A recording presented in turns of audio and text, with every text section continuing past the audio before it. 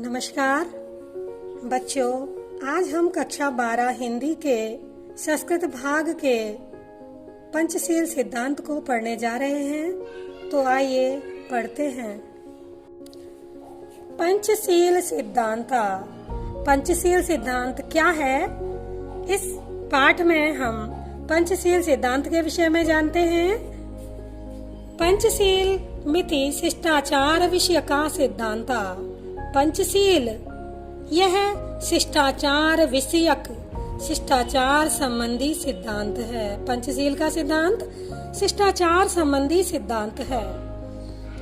महात्मा गौतम बुद्ध एतायान पंचापि सिद्धांतान पंचशील मिति नामना स्वशिष्यान् शास्ति स्म।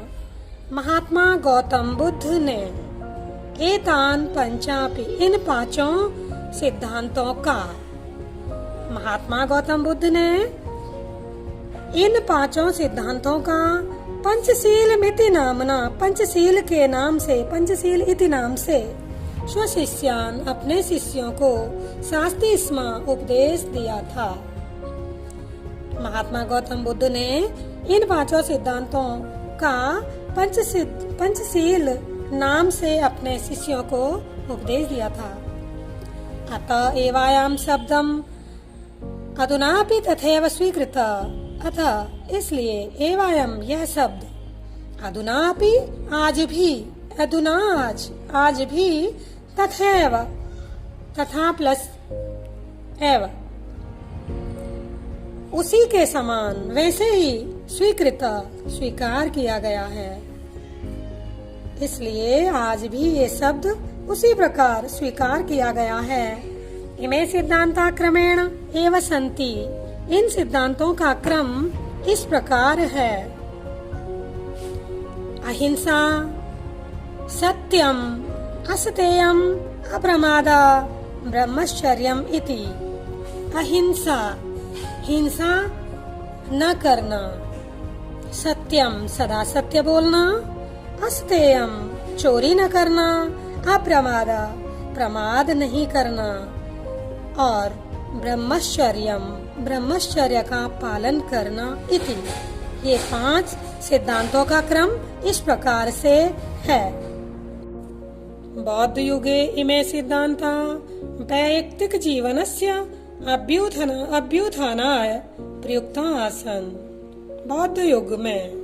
बौद्ध युगे सप्तमी व्यक्ति एकवचन में पेपर जिसका चिन्ह है। तो बौद्ध युग में इमे सिद्धांता इन सिद्धांतों को वैयक्तिक जीवनस्य व्यक्तिगत जीवन के अभ्युत्थानाय उत्थान के लिए उन्नति के लिए प्रयुक्त आसन प्रयोग किया जाता था। बौद्ध युग में इन सिद्धांतों का व्यक्तिगत जीवन के उत्थान के लिए प्रयोग किया जाता था। परम अध्याय में सिद्धांता राष्ट्राणाम परस्पर मैत्री संयोग कारणानि विश्वबन्धुत्वस्य विश्व शांतिश्च साधनानि सन्ति। परम अद्य परंतु आज इमे सिद्धांता इन सिद्धांतों को राष्ट्राणाम देशों के परस्पर मैत्री सहयोग कारणानि आपस में मैत्री सहयोग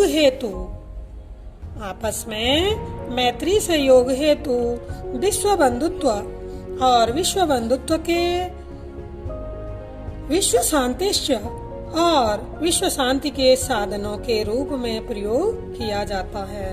पहले तो इन सिद्धांतों का प्रयोग व्यक्तिगत जीवन के उत्थान के लिए किया जाता था, परंतु आज इन सिद्धांतों का प्रयोग देशों के आपस में मैत्री सहयोग हेतु विश्व बंधुत्व और विश्व शांति के साधनों के रूप में किया जाता है। राष्ट्रनायकस्य श्री जवाहरलाल नेहरू महोदयस्य प्रधानमंत्रित्व काले चीन देशे सह भारतस्य मैत्री पंचशील सिद्धान्तान् अधिकृत्य एवाभवत्।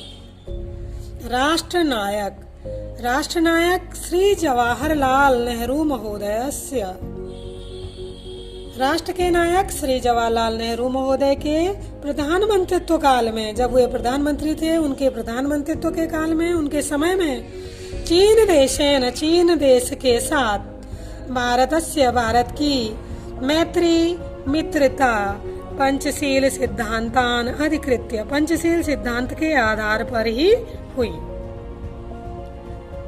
राष्ट्र नायक श्री जवाहरलाल नेहरू महोदय के प्रधानमंत्रित्व काल में चीन देश के साथ जो भारत की मित्रता हुई वह पंचशील सिद्धांत के आधार पर ही हुई।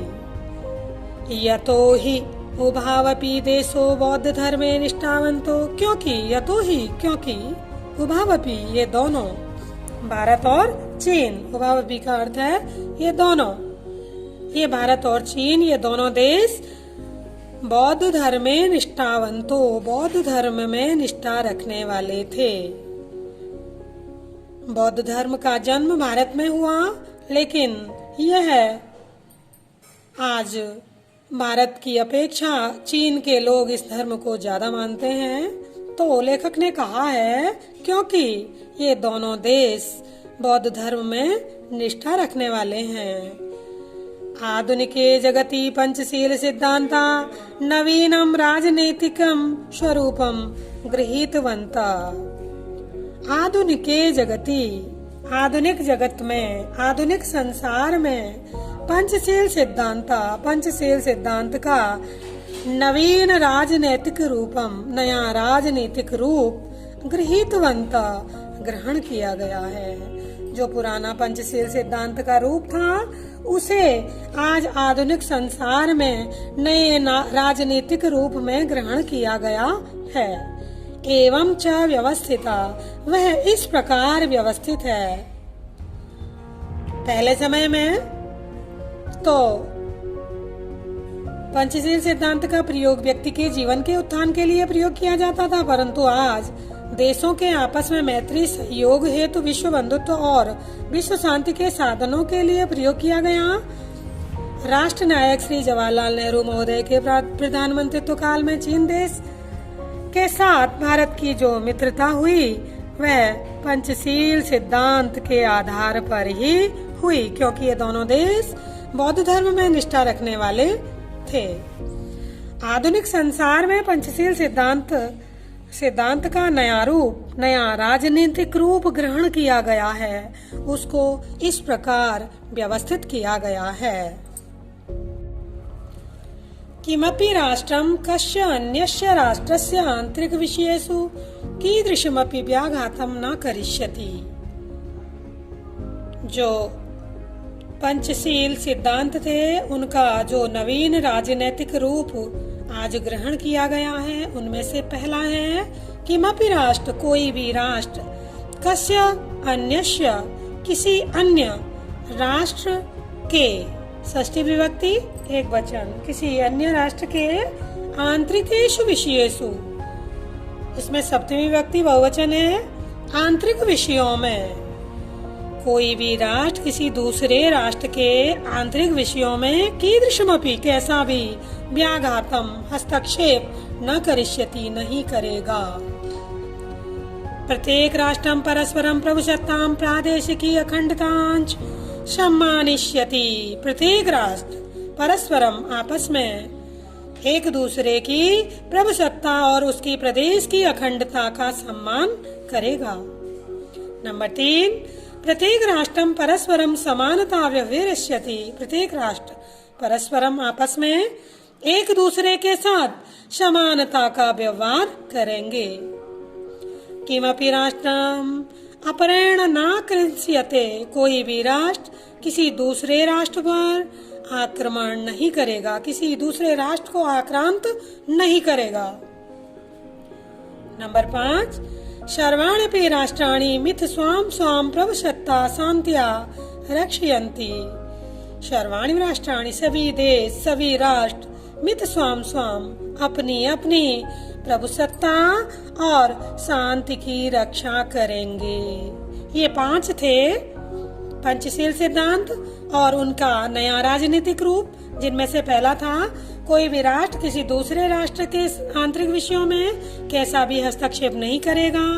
कोई भी राष्ट्र आपस में एक दूसरे की प्रभुसत्ता और उसकी प्रदेश की अखंडता का सम्मान करेंगे। प्रत्येक राष्ट्र आपस में समानता का व्यवहार करेंगे और कोई भी राष्ट्र, कोई भी देश दूसरे देश पर आक्रमण नहीं करेगा। और लास्ट है पांचवा, सभी राष्ट्र अपनी अपनी प्रभुसत्ता और शांति की रक्षा करेंगे। विश्वस्य यानि राष्ट्राणि शान्तिमिच्छन्ति तान् इमान् नियमान् अंगीकृत्य परम राष्ट्रे सौहार्द मैत्री भाव दृढ़ीकुर्वन्ति।